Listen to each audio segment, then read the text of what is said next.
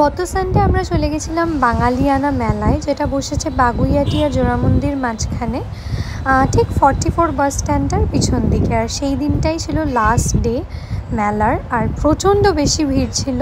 মেলায় গিয়েই যেটা আমরা মেয়েরা করি, প্রথমেই কানের দুল আর ক্লিপের দোকানে ঢুকে যাই।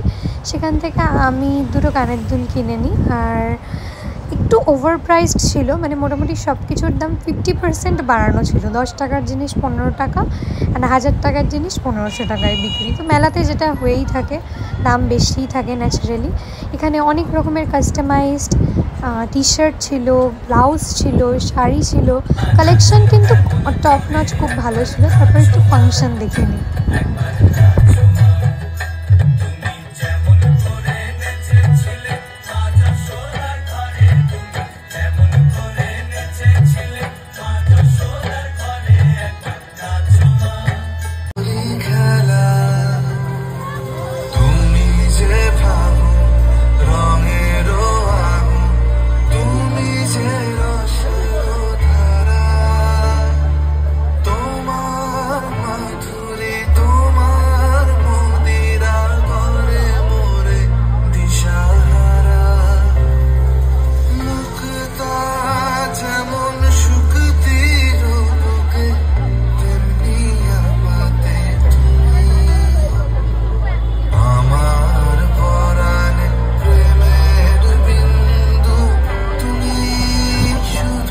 ফাংশন দেখা হয়ে গেলে আমি একটু মিররে নিজেকে দেখে নিই।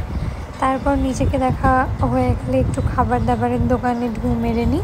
অনেক রকমের খাবার দাবার, সমস্ত রকম মিষ্টি থেকে শুরু করে ঝাল, ফুচকা সব কিছু ছিল, বাট অতিরিক্ত ভিড় ছিল। আর যেহেতু আমার লোকালিটির মধ্যেই মেলা, তাই জন্য আমি এখান থেকে সেরকম কিছুই খাইনি, আর বাইরে থেকেই আমার মানে চেনা জানা দোকান থেকে খেয়েছি।